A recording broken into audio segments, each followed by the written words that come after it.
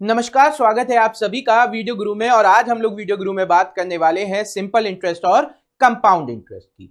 तो सबसे पहले समझते हैं इंटरेस्ट क्या है या ब्याज क्या है। अब एक बहुत सिंपल सी बात होती है, जब आपका ब्याज का केस आता है तो आपको पता है आपने कोई धनराशि किसी को दी, आपने कोई धनराशि किसी को दी। अब आपके दिमाग में आता है अगर मैंने किसी को कोई धनराशि दी तब मुझे ब्याज मिल रहा है, क्यों? अगर आप सिंपल भाषा में सोचें, इंटरेस्ट होता है किसी चीज में आपका रुझान या आप उसे क्यों करना चाहें। तो वैसे ही आप किसी को धनराशि दे रहे हैं, क्यों देना चाहें? क्योंकि उसमें आपका इंटरेस्ट है। अब इंटरेस्ट क्या है कि आपको इंटरेस्ट मिलेगा।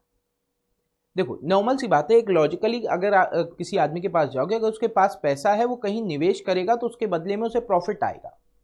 तो आदमी जब किसी को उधार दे रहा है तो क्यों दे रहा है? ताकि उसके पास उसके एवज में पैसा है। तो जो पैसा आपके निवेश के एवज में आपको एक्स्ट्रा दिया जाता है वो आपका इंटरेस्ट है।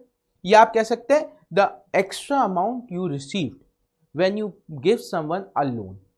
ठीक है, तो आपके डेप्ट, दिए गए डेप्ट के बदले में जो एक्स्ट्रा पैसा आपको मिल रहा है वो आपका ब्याज या इंटरेस्ट है। अब ये दो तरीके से लगता है, एक सिंपल इंटरेस्ट और एक कंपाउंड इंटरेस्ट, यानी एक साधारण ब्याज और एक चक्रवृद्धि ब्याज।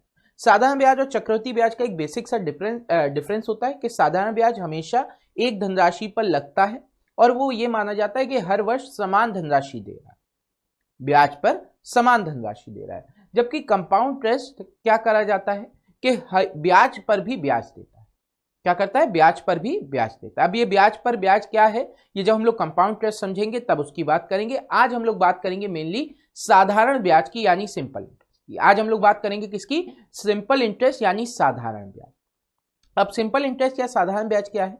आप जब किसी को एक धनराशि उधार पर देते हैं, यानी प्रिंसिपल, उसको हम क्या मान लेते हैं? प्रिंसिपल पी, यानी मूलधन जिसे हम लोग कहते हैं। मूलधन या प्रिंसिपल क्या है? वो धनराशि जो आपने किसी को उधार दे दी, वो धनराशि जो आपने किसी को उधार दे दी वो आपका प्रिंसिपल या मूलधन हो जाता है। मान लो आप है मिस्टर ए, आपके पास आए मिस्टर बी और इनने कहा भाई मैं बहुत अभी मुश्किल में हूं, मुझे पैसे की आवश्यकता है। क्या है? इस साल अभी मार्च में मेरा टैक्स कट गया बहुत ज्यादा, है ना, इनकम टैक्स चला गया, मेरे पास पैसा नहीं है, मुझे बहुत जरूरत है, आप मुझे पैसा दे दो उधार। तो मिस्टर ए ने कहा ठीक है भैया, मैं आपको 10,000 रुपये लेंट करता हूं। क्या करते हैं? ए ने उठा के 10,000 रुपये बी को दे दिए कि भैया तुम्हें जरूरत थी, मैं हूं, क्यों परेशान हूं, तुम 10,000 रुपये मुझसे ले लो। तो ए ने बी को जो 10,000 रुपये दिए वो उसका प्रिंसिपल हो गया, यानी कि क्या हो गया? मूलधन हो गया। ठीक है, लेकिन जैसे ही बी पैसे लेकर जाने लगा, ए ने कहा रुको रुको रुको रुको रुको, एक बात बताओ कि इस 10,000 के एवज में तुम मुझे क्या दोगे? उसने कहा एक काम करिए, मैं आपको जितना आप मुझे पैसा दे रहे हो उसका X% आपको पैसा क्या करूंगा? ब्याज के तौर पे दूंगा। तो उसने क्या कहा कि आपने मुझे जो भी पैसा दिया है उसका R%, कितना परसेंट? R% मैं आपको क्या कर दूंगा? ब्याज दूंगा। उसने कहा ठीक है। तो उसे पता चल गया इस 10,000 पे मान लो 10%, उसने क्या कहा? भैया मैं तुम्हें 10%, 10,000 का 10% ब्याज के तौर पर दूंगा। उसने कहा ठीक है, चलेगा।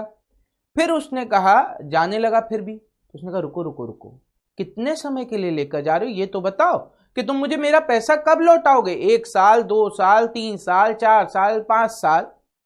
इसने कहा भैया मैं आपको ये पैसा 2 साल में लौटा दूंगा। क्या कहा?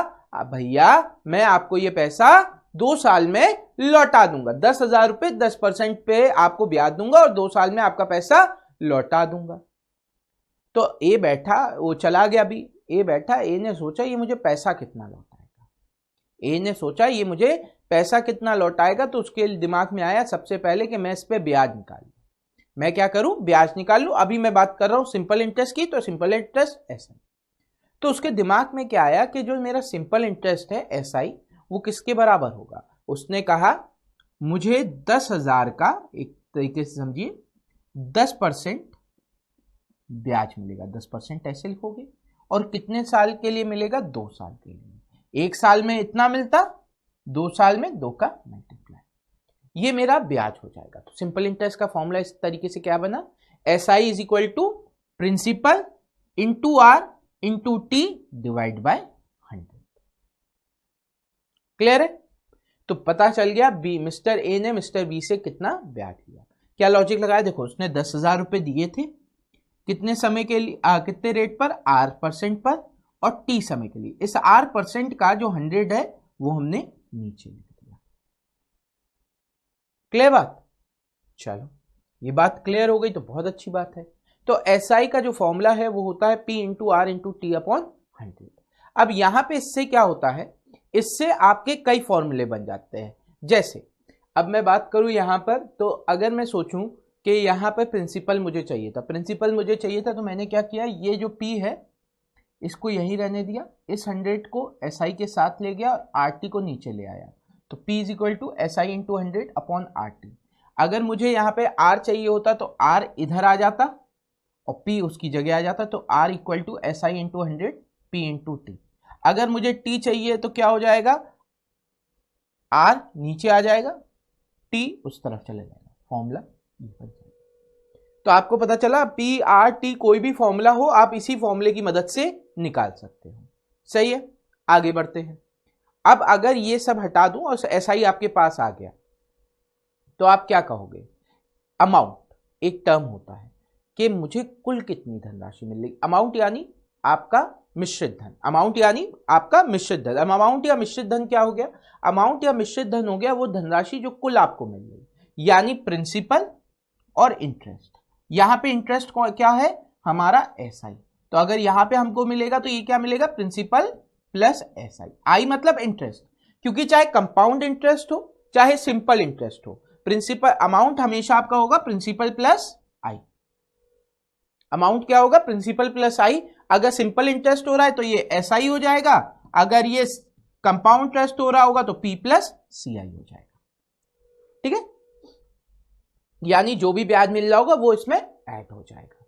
अच्छी बात है ये तो अगर मैं कह दूं P 100% है, SI आपका I% है, तब आपका अमाउंट क्या हो जाएगा, 100 प्लस I%। क्या कहा, अगर मैं प्रिंसिपल को 100% मान लूं, I को I% मान लूं, SI को I% मान लूं, तो अमाउंट क्या हो जाएगा, 100 प्लस I%। कहने का मतलब है अगर आपको, मान लीजिए एक एग्जांपल दे रहा हूं, किसी को पैसा देना है और आपको पता है 20% ब्याज देना है, आपको कितना देना है, 20% ब्याज देना है, तो आप कहोगे कि आपको प्रिंसिपल का 120% देना है। आप क्या कहोगे, प्रिंसिपल का आपको 120% देना है, तो अमाउंट क्या हो जाएगा, 100 प्लस 20, यानी प्रिंसिपल को हम क्या कर रहे हैं, 100 की तरह ट्रीट कर रहे हैं, वो बेस हो जाएगा हमारा। अच्छा, तो अब यहां पे अगर हम आगे बात करें तो I% होगा क्या, I% होगा R% इंटू T। यानी अभी हमने कहा था जैसे कि मिस्टर ए को बी के द्वारा 10% ब्याज दर से 2 साल के लिए ब्याज मिल रहा है, तो 1 साल में 10% तो 2 साल में 20%। तो हम सीधे सीधे कह सकते हैं कि प्रिंसिपल का 20% ब्याज है, या अगर आप फॉर्मूला देखें तो P into R into T upon 100 है। अगर मैं इसको हटा दूं तो प्रिंसिपल का RT% मिलता है, अगर प्रिंसिपल 100 है तो RT% ब्याज। तो यही कॉन्सेप्ट है, क्या है कि इंटरेस्ट अगर आपको परसेंटेज में बताना है तो आप कहेंगे R% इंटू टी, इंटरेस्ट पता चल जाएगा। चलिए, तो इस हिसाब से अमाउंट परसेंट में क्या हो जाएगा, 100% प्लस RT%, 100% प्लस RT%। अभी पढ़ा था ना 100% प्लस I% की जगह हमने RT% रख दिया। तो इससे हमारा फॉर्मूला क्या हो जाएगा कि अगर मुझे अमाउंट चाहिए, ये तो अमाउंट परसेंट में आ रहा है, तो अगर मुझे अमाउंट चाहिए तो मैं प्रिंसिपल का इतना प्रतिशत निकाल दूंगा। यानी अगर मुझे अमाउंट चाहिए तो मैं प्रिंसिपल का उस केस में क्या करता है, 120% निकाल दूं। जैसे 10,000 दिया था मिस्टर ए को ने, तो 10,000 का 120% मिल रहा होगा उसको, सीधे सीधे कर दिया, कितना हो जाएगा अमाउंट, 12,000। अमाउंट कितना हो जाएगा, 12,000। 2,000 ब्याज, 10,000 उसकी धनराशि। तो आप इसको इस तरीके से यूज कर सकते हैं। अच्छा, आगे बात करें, अगर आपसे कहा जाए अमाउंट जो है वो n टाइम्स ऑफ p है, अमाउंट जो है वो n टाइम्स ऑफ p है, तो ब्याज जो होगा वो n-1 टाइम ऑफ p हो जाएगा। मैंने आपसे कहा अगर अमाउंट जो है वो n टाइम्स ऑफ p है तो ब्याज जो है वो n-1 टाइम ऑफ p हो जाएगा। इसका मतलब क्या है, तात्पर्य क्या है? मान लो आपने किसी को 1 रुपए दिया था, आपने किसी को 1 रुपए दिया गया था और आपसे कहा गया जो ये अमाउंट है वो 2 रुपए दे मिल रहा है। कुछ सालों बाद 1 रुपए आपको 2 रुपए मिल रहा है, 1 रुपए देकर 2 रुपए मिल रहा है, तो आपके दिमाग में क्या आता है कि इंटरेस्ट जो है वो क्या हो जाएगा, 2 माइनस 1। अगर अमाउंट p प्लस आई है तो i क्या होगा, a माइनस p, ठीक है, तो 2 माइनस 1 हो जाएगा। अब यहां पे क्या कह रहे हैं कि प्रिंसिपल अगर p है तो अमाउंट जो है वो n टाइम्स ऑफ p है, यानी प्रिंसिपल का 1 गुना, 2 गुना, 3 गुना, 4 गुना, 5 गुना, 6 गुना, कुछ इस तरीके से बोल रखा है। तो आपका इंटरेस्ट क्या हो जाएगा, np माइनस p, p आपने कॉमन ले लिया तो n-1 इंटू p, इंटरेस्ट क्या हो जाएगा, n-1 इंटू p। तो हमें क्या पता चला कि अगर मैं आपसे कहता हूं कोई धनराशि अपने आप की 4 गुना हो जा रही है, कोई धनराशि अपने आप का 4 गुना हो जा रही है कुछ सालों में, तो उसका ब्याज कितना होगा, तो आप सीधे सीधे कह दोगे 3 रुपए। कैसे, 4 माइनस 1 3। लॉजिक क्या है, वही है। मान लो अगर किसी ने आपको 4 रुपए दे रहा है 1 रुपए के बदले, 1 रुपए आपने दिया है, 4 रुपए वो आपको दे रहा है, 4 गुना हो गया, यानी 4 में से 1 रुपए आपका दिया हुआ है, बाकी 3 रुपए ब्याज है। 4 रुपए में से 1 रुपए आपने जो दिया है वो है, बाकी 3 रुपए ब्याज है। तो ब्याज क्या हो जाएगा, n-1 इंटू p।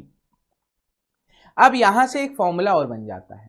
फॉर्मूला क्या बन जाता है, फॉर्मूला बन जाता है n1 minus 1 upon 1 t1 equal to n2 minus 1 upon t2। ठीक है, अगर रेट कांस्टेंट है तो ये फॉर्मूला आपका वर्क करता है। कैसे करता है, रेट कांस्टेंट है तब। अब आपको पता है कि I जो है वो होता है P into R into T upon 100। I जो है अब वो n-1 टाइम ऑफ P है। मान लो इस समय t1 समय लग रहा है और ये n1 टाइम्स हो रहा है अपॉन 100, तो P से P कैंसिल, t1 नीचे आ गया तो n1 minus 1 upon t1 equal to, अब क्योंकि r अपॉन 100 कांस्टेंट है तो ये वैल्यू इसकी अपोजिट हो जाएगी, ये वैल्यू इसकी n2 में सेम कांस्टेंट चलेगी, से ये वैल्यू सेम कांस्टेंट चलेगी। अब देखो इसी तरीके से अगर मैं आपसे कह देता रेट बदल रहा है, R1 और R2 हो रहा है और टाइम जो है वो कांस्टेंट रहा है, टाइम क्या रहा है, कांस्टेंट रहा है, तो आप फिर कहोगे n-1 minus 1 equal to R into T upon 100।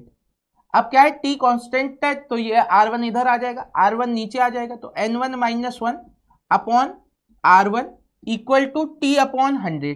अब ये वैल्यू कांस्टेंट आ रही है, यानी अगर ये वैल्यू कांस्टेंट आ रही है तो n1 minus 1 upon R1 equal to n2 minus 1 upon R2। तो आप ये कंडीशन भी लगा सकते हैं। बात क्लियर हो गई, इतनी बात क्लियर हो गई होगी। अब आप कहोगे सर सब फॉर्मूले बता रहे थे, सवाल, तो सवाल आ गए। चलो अब सवालों की बात करें, सवाल कैसे करते हैं, ठीक है। कुछ सवालों की बात करेंगे तो यहां पे देखिए क्या लिखा है, if p equal to 2000, p जो है वो 2000 है, r 15% है और t 3 साल है। क्या है, प्रिंसिपल 2000 है, r 15% है, t 3 साल है, तो ब्याज कितना होगा पूछा जा रहा है। ठीक है, अब यहां पे जब कुछ नहीं दिया जाता है तो हमेशा हम साधारण ब्याज मान लेते हैं, जब नहीं दिया जाता है तो हम क्या मान लेते हैं, ब्याज साधारण ब्याज है। तो आपके दिमाग में क्या आया, 2000 रुपए पर 15% से 3 साल में मिलने वाला ब्याज क्या होगा।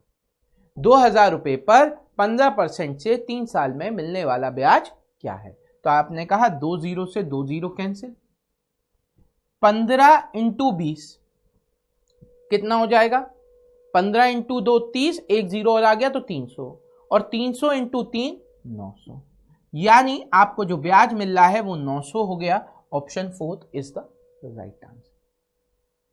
Option 4 is the right answer. आप चाहते तो ऐसे भी कर सकते, बात वही पड़ती है कि 15 इंटू 3 45, 15 इंटू 3 45, यानी कि 9/20। 45% की फ्रैक्शनल वैल्यू क्या होती है? फ्रैक्शनल वैल्यू होती है इसकी 9/20। तो आपने क्या कहा कि 2000 का 9/20 भाग मिलेगा।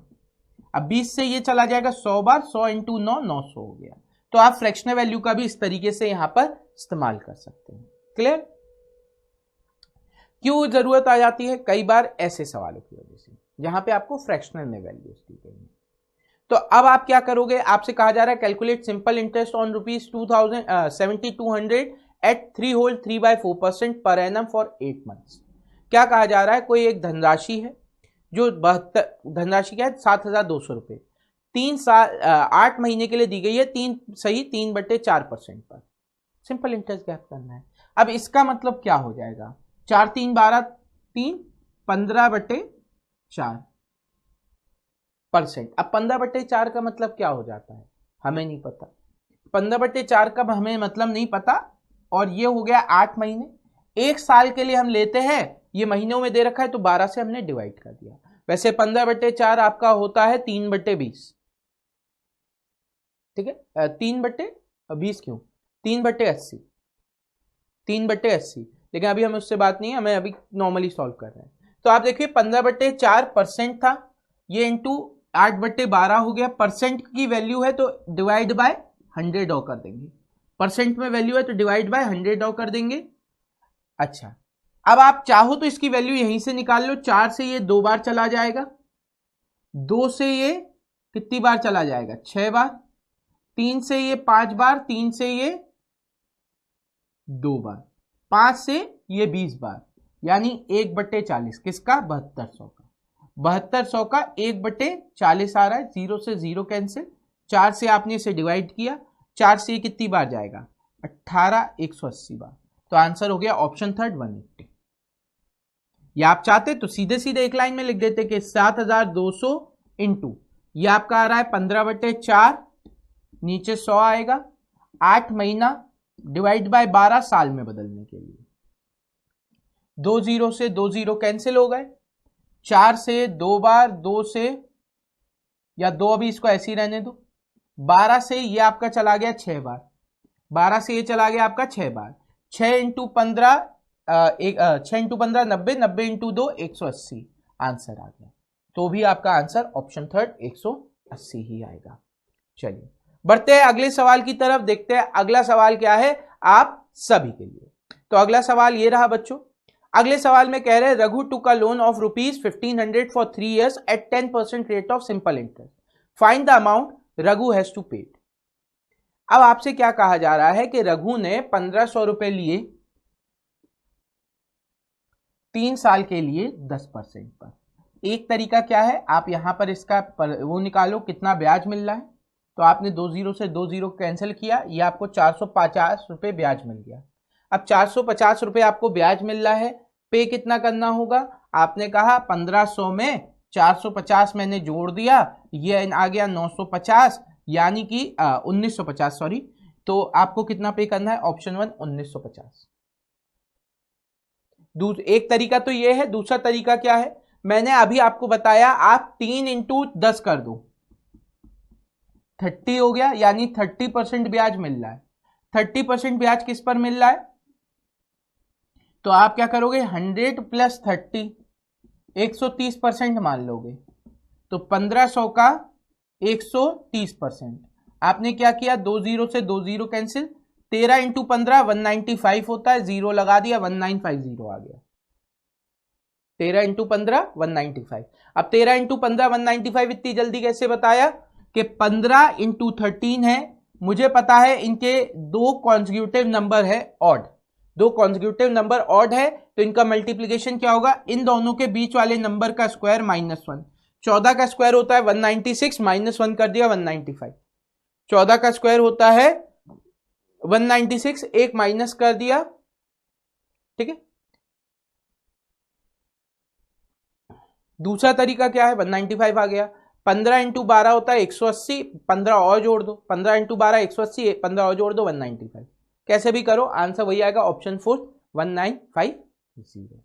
चलिए बढ़ते हैं अगले सवाल की तरफ। अगला सवाल क्या कह रहा है यहां पर, अगला सवाल कह रहा है ratio of the principal and the amount after 3 years is 20:29। क्या कहा जा रहा है, ratio of the principal and the amount after 3 years, किस किस का रेशियो, प्रिंसिपल का और अमाउंट का, तो P और A, ये 20:29 है। Find the rate of interest per annum, आपको ब्याज दर ज्ञात करनी है। आप देखो एक सिंपल सा लॉजिक लगाइए कि अगर मैं इसमें 5 का मल्टीप्लाई कर दूं, इसमें भी 5 का मल्टीप्लाई कर दूं, ये आपका 100 हो जाएगा और ये 145 हो जाएगा, सही। प्रिंसिपल को 100 बना दिया तो आपको पता चला 45 आपको ब्याज मिल रहा है, 45%। I equal to R into टी होता है, तो 45% ब्याज मिल रहा है R% से 3 साल में, यानी 1 साल का ब्याज कितना हो गया 15%। 1 साल का ब्याज कितना हो गया, ऑप्शन सेकंड 15%, सही है। मैंने यहां पर क्या देखा, मैंने देखा 20 और 29 दे रखा है प्रिंसिपल और अमाउंट का रेशियो, मैंने कहा मैं प्रिंसिपल को 100 बनाऊं, तो मैंने 5 का मल्टीप्लाई कर दिया। अगर मैंने 5 का मल्टीप्लाई किया 20/29 में, तो ये आपकी वैल्यू कितनी आ गई 100 और ये हो गई 145। आपके दिमाग में आया 45 ब्याज मिला है कितने साल में, 3 साल में, तो 1 साल में कितना मिल रहा होगा 15, आंसर आ गया 15। या फिर आप क्या कर सकते हैं, 20/29 हो जा रहा है यानी 9 रुपए ब्याज मिल रहा है, 20/29 हो जा रहा है यानी 9 रुपए ब्याज मिल रहा है, तो 9 रुपए ब्याज मिला 20 रुपए पर 3 साल में, किस दर से पता नहीं, अपॉन 100, 3 से 3 बार, 20 से 5 बार, आर की वैल्यू 15%, आर की value 15%, option second is the right answer. चलिए बढ़ते हैं अगले सवाल की तरफ, देखते हैं अगला सवाल क्या है आप सभी के लिए। तो अगला सवाल ये रहा, बहुत ही मजेदार सवाल है। एक काम करो, वीडियो को पॉज करो और सॉल्व करने का प्रयास करो, ठीक है। वीडियो को पॉज करो और सॉल्व करने का प्रयास करो, फिर हम बताएंगे इसका आंसर क्या आएगा। चलो अब स्टार्ट करते हैं इस सवाल को। यहां पे कह रहे हैं if the simple interest for 4 years be equal to 25% of the principal. आपसे क्या कह रहे हैं, जो सिंपल इंटरेस्ट है 4 साल में 25% हो जाएगा principal, in how many years it will be equal to the principal. अब एक सिंपल सा लॉजिक लगाना, चलो पहले बेसिक से देख लेते हैं। अगर यहां पे आपसे कहा जा रहा है जो ब्याज है वो 25% हो जा रहा है 4 साल में, यानी 1 साल में हो जाएगा 25% डिवाइड बाय 4। 1 साल में ब्याज इतना हो जाएगा, क्या लगाया है ये I% है, तो I% R इंटू टी होता है, तो 4 इंटू R कर दिया, R की वैल्यू आ गई 25/4। प्रिंसिपल आपको पता है कितना है, इसी के इक्वल आपको इंटरेस्ट चाहिए, into 25/4 into T divide by 100। P से P कैंसिल, 25 से 4 बार, T की वैल्यू आ गई 16, T की वैल्यू कितनी आ गई 16, यानी ऑप्शन सेकंड राइट आंसर, सही है। अब देखो इस सवाल में मैं एक छोटा सा लॉजिक लगाऊंगा, इस सवाल कितनी आसानी से मैं कर सकता हूं। एक सिंपल सा लॉजिक लगाना है और सवाल बड़ी आसानी से हो जाएगा। क्या है, प्रिंसिपल के बराबर ब्याज मिलने का मतलब है 100% ब्याज मिलना। प्रिंसिपल के बराबर ब्याज मिलने का मतलब है 100% ब्याज मिलना, तो 25% 4 साल में 100%, यानी इसका 4 गुना हो गया ना, 25 इंटू 400, तो 4 का भी 4 गुना हो जाएगा, यानी 16, आंसर आ गया।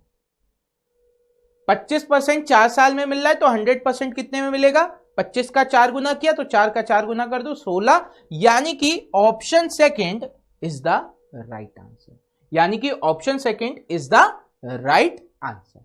चलिए बढ़ते हैं अगले सवाल की तरफ। अगला सवाल कह रहा है at what rate of simple interest per annum will a sum double itself in 8 years। किस ब्याज की वार्षिक दर से कोई धनराशि 8 वर्ष में स्वयं का 2 गुना हो जाएगी। कह रहे किस ब्याज की वार्षिक दर से। एक बात समझना, 8 वर्ष में दुगनी हो जा रही है, तो अभी बात समझो, दुगनी होने का मतलब क्या है, a is equal to twice of p, यानी इंटरेस्ट जो है वो हो जाएगा n-1 टाइम ऑफ p, यानी 2 माइनस 1 टाइम ऑफ p, यानी प्रिंसिपल। अभी मैंने बताया अगर ब्याज प्रिंसिपल के बराबर है यानी 100% है। ब्याज क्या है, 100% है। 100% r इंटू 8 ईयर्स में हो रहा है, तो 8 से आपने 100 को डिवाइड किया, 12.5%। क्या किया, 100 को 8 से डिवाइड किया, 12.5%, यानी option second is the right answer. अब आपको इतना करने की जरूरत है नहीं, आपसे क्या कह रहे हैं, at what rate of simple interest per annum a sum double itself in 8 years. Double itself का मतलब क्या है कि दुगना हो जा रहा है, दुगना हो जा रहा है यानी 200% हो जा रहा है, यानी 100% ब्याज। दिमाग में सोचना है, प्रिंसिपल दुगना हो जा रहा है यानी 200% हो जा रहा है, यानी 100% इसमें ब्याज आ गया। अगर 100% इसमें ब्याज आ गया तो 100% 8 साल में आ रहा है, तो एक साल में कितना आएगा, 100 divide by 8, 12.5। 100 divide by 8, 12.5 answer आ जाएगा। चलिए बढ़ते हैं अगले सवाल की तरफ। बहुत ही प्यारा सा सवाल है ये भी। क्या कहा जा रहा है, if a sum become thrice of itself in 20 years. अब कोई धनराशि 3 गुना हो जा रही है। अब 3 गुना, आंख बंद करो, 3 गुना होने का मतलब है 100 रुपए थे 300 रुपए हो गए, यानी 200 रुपए ब्याज। इमेजिन करो, आपने किसी को दिए 100 रुपए और वो आपको 300 रुपए लौटा रहा है। 3 गुना मतलब 300 रुपए लौटा रहा है। आपने कितना दिया था, 100, 300 वो लौटा रहा है, यानी 200 रुपए आपको क्या मिल रहा है, ब्याज। कितना रुपए ब्याज मिल रहा है, 200 रुपए। कितने साल में, 20 साल में, यानी हर साल के हिसाब से आपको कितना मिला, 10। हर साल के हिसाब से आपको कितना मिला, 10, यानी ऑप्शन 1 10% आंसर हो गया। ठीक, वरना फिर से वो वही हो जाएगा। आप n-1 टाइम्स ऑफ p ले सकते हो, तो 3-1 टाइम ऑफ p, यानी ट्वाइस ऑफ p, तो 2p equal to p into R into 20/100। तो p से p कैंसिल हो गया, 2 से 10 बार, 1 0 से 1 0, r की वैल्यू आ गई 10। तो 10% option 1 is the right answer. सही। तो चलिए इसी के साथ आज के सेशन को करते हैं समाप्त। उम्मीद करते हैं आज का जो बेसिक कॉन्सेप्ट हमने एसआई का आपको बताया वो आपको समझ में आया होगा, आपको एसआई क्लियर हुआ होगा। अभी जैसे जैसे हम लोग इसे पढ़ेंगे आपके और एसआई से रिलेटेड कॉन्सेप्ट क्लियर हो जाएंगे। और ये एसआई का कॉन्सेप्ट क्लियर करना इसलिए भी जरूरी है क्योंकि ये कहीं ना कहीं आपको कंपाउंड इंटरेस्ट में भी मदद करता है, क्योंकि सवाल एसआई और सीआई पर मिलाकर भी आते हैं। लेकिन अभी के लिए बस इतना ही। अगर वीडियो गुरु का ये वीडियो आज आपको पसंद आया है तो वीडियो गुरु के बारे में अपने दोस्तों को जरूर शेयर करें, उनको भी बताएं इसके बारे में। अगली क्लास में मुलाकात होगी तो और कॉन्सेप्ट और सवालों के साथ हम करेंगे आपसे बातें, पर अभी के लिए इतना ही। Thank you everyone, have a great day and enjoy yourself.